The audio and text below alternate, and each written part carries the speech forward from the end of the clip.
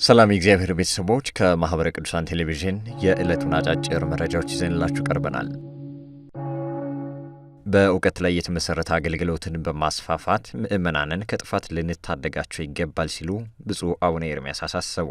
በሰሜን ወሎ ሀገረ ስብከት ጉባ ላፍቶ ወረዳ ቤተ ክህነት ስር የሚገኘው የደብረ ኢየሱስ የአራቱ ትርጓሜ ጉባኤ ቤት ለ5 ዓመታት ያስተማራቸውን 15 አዳሪ ደቀ መዛሙርት ለመጀመሪያ ጊዜ አስመርቋል።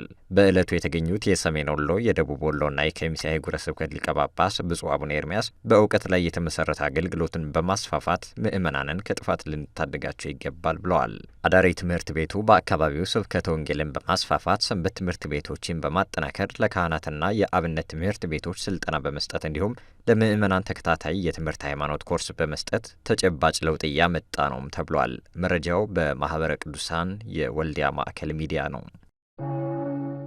አንዳንድ ምእመናን ከንስሐ አባታቸው ጋር የሚያደርጉት አላስፈላጊ ቅርርብ ለንስሐ ሕይወታቸው ማሽቆልቆል መንስኤ እንደሚሆን ተመላከተም። ከንስሐ አገልግሎት ውጪ ከንስሐ አባቶቻቸው ጋር የሚያደርጉት የጥቅምና ልዩ ልዩ ቅርርቦች በንስሐ ሕይወት ላይ መዘናጋት እንደሚፈጥር የገለጹት መምህር ኃይለማርያም ዘውድ ናቸው። እንደ መምህሩ ተጨማሪ ገለጻ ምእመናን በአቅራቢያቸው ቀኖና ከመቀበል ይልቅ ወደ ገዳም በመሄድ ንስሐ መግባትን አማራጭ እያደረጉ ይገኛሉም ብለዋል። ሊቀ ሊቃውንት ናትናኤል አለማየሁ በበኩላቸው የምእመናን የንስሐ ሕይወት መዳከም ለትንሿ ቤተ ክርስቲያን ትዳር መፍረስና አሁን ለደረስንበት ችግርም መንስኤ መሆን መቻሉን ገልጸዋል። ሊቀ ሊቃውንት አክለውም ካለንበት ምስቅልቅል ችግር ለመውጣት ጠንካራ የንስሐ ሕይወትን ብቸኛ አማራጭ ማድረግ ይገባልም ብለዋል። መረጃው በማኅበረ ቅዱሳን የአዳማ ማዕከል ሚዲያ ነው። ትናንት የነበረውን ክብረ ምንኩስና አስጠብቆ ማስቀጠል እንደሚገባ ተመላከተም። በደቡብ ወሎ ሀገረ ስብከት የገዳማትና ቅርሳ ቅርስ ጥበቃ መምሪያ ከማኅበረ ቅዱሳን ደሴ ማዕከል ጋር በመተባበር በተለያዩ ርዕሰ ጉዳዮች ላይ ትኩረቱን ያደረገ ስልጠና ሰጥቷል። 40 ያክል የገዳማት አበምኔቶችና መምኔቶች የተሳተፉበት ስልጠናው ክብረ ምንኩስና በቀደመው ዘመን ምን ይመስል ነበር የሚለው ላይ ትኩረት ያደረገ ሲሆን አሁን እንዴት ይታያል፣ ወደ ቀደመ ክብር ውስጥ እንዴት ይመለስ የሚሉት ጉዳዮች በስፋት ተዳሰውበታል። በተያያዘ መረጃ በተቋማዊ ለውጥ አተገባበር ዙሪያ ስልጠናና ውይይት ተካሄደም። በማኅበረ ቅዱሳን የደሴ ማዕከል ለአባላቱ በተቋማዊ ለውጥ አተገባበር ዙሪያ ስልጠና ሰጥቷል።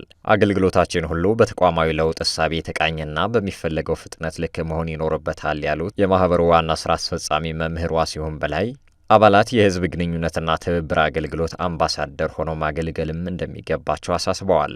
መረጃው በማኅበረ ቅዱሳን የደሴ ማዕከል ሚዲያ ክፍል ነው። 10 አዳዲስ አማንያን የሥላሴ ልጅነትን አገኙ። በማኅበረ ቅዱሳን የሻሸማኔ ማዕከል ከሚያስተምራቸው 5 ግቢ ጉባኤያት መካከል የተክለ ሃይማኖት አንድነት ግቢ ጉባኤ ተማሪዎች ከሌላ ቤተ እምነት የመጡ 10 አዳዲስ አማንያንን በማስተማር የሥላሴ ልጅነትን እንዲያገኙ አድርጓል።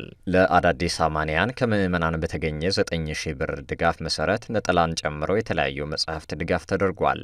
በተያያዘ መረጃ በማዕከሉ ስብከተ ወንጌልና ዜማ ክፍል በማረሚያ ቤት በመገኘት የስብከተ ወንጌል አገልግሎትና ለሴት ታራሚዎች የንጽሕና መጠበቂያ ድጋፍ ተደርጓል። መረጃው በማኅበረ ቅዱሳን የሻሸመኔ ማዕከል ነው። ለዕለቱ ያዝንላችሁ አጫጭር መረጃዎች የእስካሁኖቹን ይመስሉ ነበረ። ሰላም እግዚአብሔር ከሁላችን ጋር ይሁን። ከቀሪ ጣቢያችን መሰናዶች ጋር መልካም ቆይታም